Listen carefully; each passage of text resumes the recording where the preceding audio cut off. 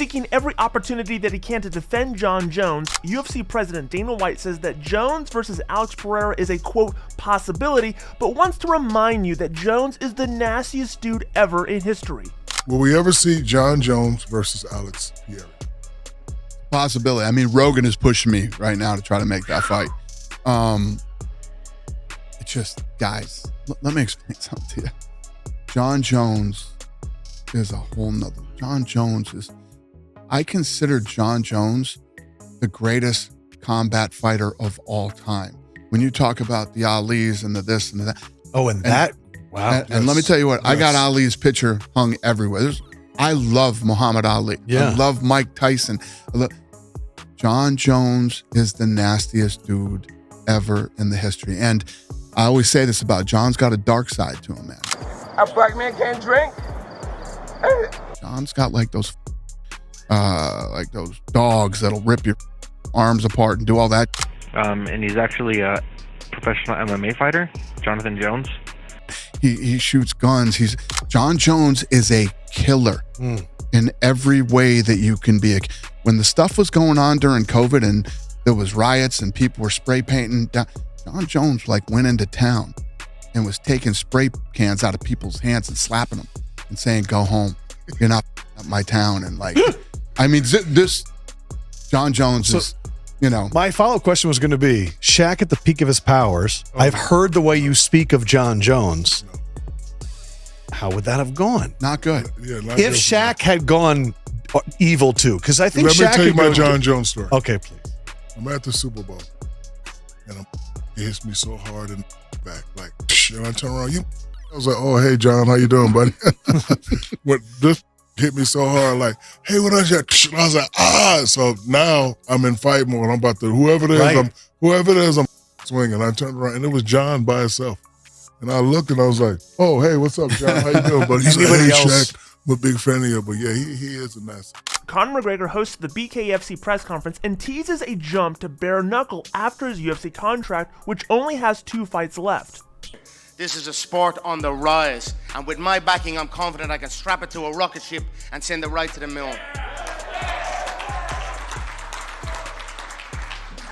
Bare Knuckle Fighting Championship is #1 in the space. There is no one on this level with us. We are separate from any other entity in combat sport, and that is a beautiful, beautiful place to be in this time. We do not want to see mixed martial artists go from one mixed martial arts organization to another organization. We've seen it. We wish for them to take their chances. Come and try your trade here at Bare Knuckle Fighting Championship. Make a new name for yourself. Look at what has happened to Michael Perry. One of our big stars here, the King of Violence, he titles himself. And he's had such a rise in the sport. Now he's up against a little dweeb of a thing in a fight this weekend that we're all rooting for him. But this is the real deal. No one in this combat sports space can speak one word of bad mouth about a bare knuckle fighting world champion, and that for me is money in the bank. So for me, I have a bit of business left with the Ultimate Fighting Championship. 2 fights left on my contract, but for sure we've got 3 lightweights up here on the dais. And, I have my eye on all of this. I'm not up here just as an owner, player manager. I'll title myself on this one, yeah. One thing that we can all hope for is that with Conor's involvement with BKFC, that the fighters learn how to cut better promos and make better insults. All right, we got a question You back look there. like a cheeseburger, man. Yeah. During the press conference, Conor was asked by a member of the media about a certain Russian fighter and his possible involvement in joining BKFC. My name is Conor. I'm representing Click and Climb Marketing today. My question to you, there is a well-known rat who owes his bollocks off to the Russian government. Yeah, now, would you get that man to BKFC if that man needed $1 or $2? He clearly needs some money to pay back the Russian government. The man is a fool of a thing. With bare knuckle, a man versus a man. Let it all end there, in the Coliseum, the Coliseum. Let's make it happen. That little scurrying rat. Conor, do you want to Is that to me? It's like, it sounds like I'm talking. I don't know. Who the f*** is that? Who the f*** is that guy? Exactly. Yeah, the guy won't even fight. Come on. The one thing that really attracts me to this game is these are bad men and women here in this f***ing company. For real, these are bad men and women. You've got to be. You're all talking about cutting each other up. A jab splits the skin in this game. So the stakes are on another level. The intensity is on another level. And again, it's what drew me to this. This is an intense business. If we get these guys to the public sphere and into their mindset and get them invested in their stories, when you watch someone that you invest into and you support, or you maybe know personally, make a walk into a bare knuckle fighting arena with all the bells and whistles of a mega promotion and then throw down with no gloves, it's the most daunting, intense thing you'll ever experience in your life. And that is, in this space, in this combat world, an absolute recipe for monster success. So there you go. The Russian, or he's not even a Russian, he doesn't represent Russia. He owes his bollocks, he's gone running. I'd love to fight one of these motherfuckers in a bare knuckle, but they won't fight, so. In a world where pigs now fly, Daniel Cormier sticks up for former rival John Jones amidst his latest legal issues. Guys, he got served 2 misdemeanors for the incident with the drug testing lady. If I'm being completely honest though, the whole time I kind of thought that deal was BS. I feel like he was approached very early, right? Or if I recall correctly, it was either early in the morning or late in the evening where he could have been home having some drinks. And I know that we all rush to judge Jones because of his past issues, but the reality is, if a man is at his house and he's having some drinks in the confines of his own home, so what? It's his right to do that. And if the drug testers come and he might be a little bit tipsy or messed up, maybe the interactions aren't as fun or as easy as they may have been in different other occasions. So I kind of always thought it was BS. I don't think much is going to come of it, but because he is who he is, it's always a story, regardless of what happens to this guy. And honestly, that's kind of like living in the spotlight. But I think because of everything he's done in the past, the light shines a little brighter on him, even in situations where it shouldn't. So I don't really think that this is that big a deal. I think it was always going to be a misdemeanor, but some of the things that has happened in the past were much more serious. If you are a Jones hater and you are hoping that something comes of this, I don't think it will. I think this man was bombarded a little bit, and I think that a misdemeanor is only the court's way of taking some action, because something has to be done whenever you do something wrong. I'm not the judge, I'm not the jury, so it doesn't really matter. I'm just a guy that doesn't like a guy that is actually standing up for that guy. Jake Paul says he's willing to bury the hatchet with Dana White, but he needs one thing in order to make that happen. Jake Paul has never seen eye to eye with Dana White, but if the UFC CEO is willing to pay his fighters more, then Paul is willing to bury the hatchet. Is there any potential possibility that you could ever mend things with Dana? He's spoken respectfully about you at times, like on his Club Shay Shay interview. He didn't bash or anything like that. Considering the fact that he seems to be the impediment between you and Nate Diaz MMA fight or a Masvidal MMA fight, could that relationship ever be mended? Look, there's a lot of things I respect about Dana White, his politics, what he did for MMA, but now it's time for him to pay his UFC fighters more. And so if he can agree to do that, then I'm more than down to sit down and have a conversation with him and work on our relationship like grown men.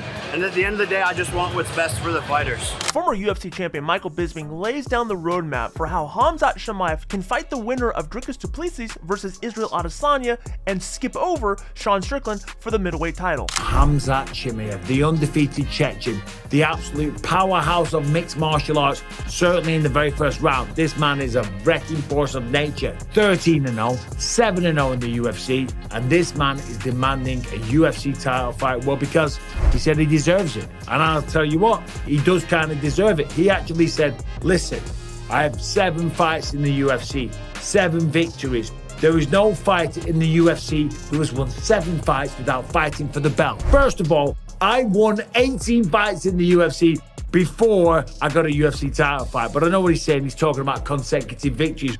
Sadly for him also, Movsar Evloev and Ian Machado. Gary, they've also had 7 wins in the UFC and received no title fights. But none of them are the star that Khamzat Chimaev is. None of them has the aura of Khamzat Chimaev. And none of them have the absolute dominating powers that he does, certainly in the very first round. So I totally get it. I understand. The problem is he's been hard to get to the octagon. And that's actually what Dana White talked about just recently. He said, listen, lately it's been hard to get into the octagon. Every time that he gets close to fighting, he falls really sick. I don't know what to say. It's not like he's here in the USA where we can have doctors keep an eye on him. So he's out of touch. He's hard to deal with. Khamzat Chimaev is hard to deal with, certainly inside the octagon. Kill everybody! I'm the champ! I'm the king!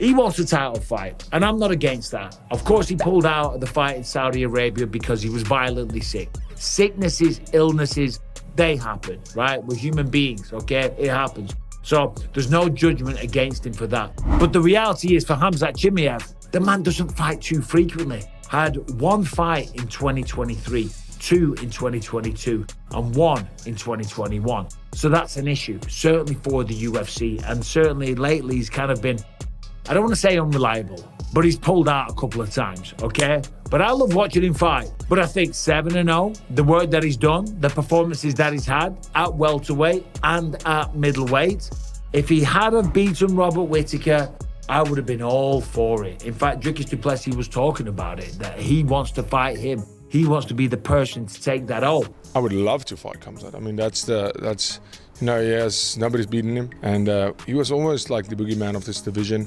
But there is a logjam. Robert Whittaker's at the top, nipping away. Sean Strickland's at the top, sitting away. He ain't moving, he ain't budging anytime soon. And also, of course, in August, there is a middleweight title fight between Israel Adesanya and Dricus du Plessis. And that one's spicing up big time, okay? We all know they don't like each other. So that's going to be a great fight. The reality is, if he was to fight in October in Abu Dhabi, which I would love to see, by the way, I don't think he's going to fight for the belt. If we assume that Dricus du Plessis wins, ever since he won the belt, he's taken his career very seriously. Of course, when you're the champ, you don't have to take chances anymore. You take a chance when you're coming up. You take a chance and jump in short notice when you want to be the champion. But when you're the champ, it's all business. And that's the way it should be. You don't take chances. You don't take short notice fights. And you don't necessarily do a turnaround in 2 months. Unless your name's Alex Pereira. Ha!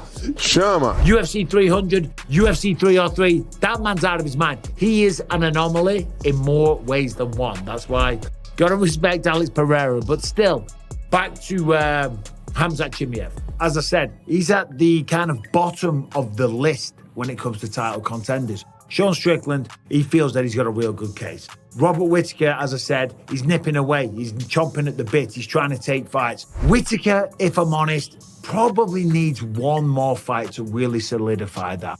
Israel Adesanya certainly has history with both of those people. If Israel Adesanya wins, the type of fighter that Israel Adesanya is, the only person to beat Alex Pereira inside the UFC, remember, he's going to want to fight Sean Strickland again. Without a question, without a shadow of a doubt. Remember, he lost to Alex Pereira in stunning fashion in round 5, turned it around straight away, came back and got the victory. That Israel Adesanya was not the Israel Adesanya that showed up for Sean Strickland. So he's going to want to avenge that loss. If Dricus du Plessis wins, okay, then he's going to have options. And I think he's going to want to fight Robert Whittaker if he fights one more time in the meantime. But regardless, I don't think anybody's fighting for the title in October, okay? The fight's going down in Perth, Australia in August. There's no way they're going to fight again, as I said before, in October. So now the question really becomes, who does Khamzat Chimaev fight? The man's going to fight, okay? And he's going to help Arman Tsarukyan. He's going to beat the shit out of Arman Tsarukyan. I would pay money to see that. He's just way too big. Hey, but Arman's good. and it will help him get ready for Islam Makhachev. You want the biggest, baddest training partners money can buy. But let's look at the middleweight division, right? Who should Khamzat fight? Well, if you ask me, I'm looking at the rankings here. There's one name that jumps off the page straight away. It is, of course, a rebooking. Robert the Reaper Whittaker. The fight we all wanted to see. The fight that made sense. The fight that would, I'll be honest, set up the next #1 contender. And that's a shame for Sean Strickland, and I understand that. And I know he has legions of fans, and I know that he feels very passionately that he should get that fight because he beat Israel Adesanya and he lost a razor-close split decision to Dricus du Plessis. But this sport is all about what have you done for me lately. You put Khamzat Chimaev in Abu Dhabi against Robert the Reaper Whittaker. Robert's going to take that fight. That man wants to be the best. That passion burns brightly within Robert Whittaker. I love everything about that man. He destroyed Ikram Aliskerov, made it look easy. Didn't have a mark on him, didn't have a scratch. He will take that original booking against Khamzat Chimaev. So Khamzat wants a title fight in Abu Dhabi. Khamzat's going to get a title fight kind of opponent, kind of challenge in Robert Whittaker. That is the fight that should be made. We all want to see Khamzat back. Whether you love him or you hate him, you can't deny this man is absolutely fantastic to watch. Just everything about Khamzat, the way that he approaches his opponents, the way that he just dismisses the threats of them, the way that he was able to pick up Kamaru Usman and take him down and dominate him in round 1. The man is something special. Of course, the cardio issues as the fights get longer, that is the big question. Can he do that over 5 rounds? But Robert Whittaker, if he fought in Abu Dhabi, that would only be 3 rounds. And that would actually help Khamzat Chimaev. So if you're managing Khamzat Chimaev and you're speaking to him, he's like, brother, I want title fight. And he's like, look, listen, yeah, no, you're not going to get that. They've already got a title fight in Abu Dhabi, okay? You're not going to get that. Fight Robert Whittaker. It was already scheduled. You pulled out, remember. But guess what? This will work out for us because now it's over 3 rounds. So now you're not going to get as tired in rounds 4 and round 5. Will Whittaker take that fight? Bet your bottom dollar, 100%, without a shadow of a doubt. So there it is. Khamzat wants a title fight. He's going to get a title eliminator. Of course, in my humble opinion. Now let's take a look at the top 3 comments left on yesterday's video.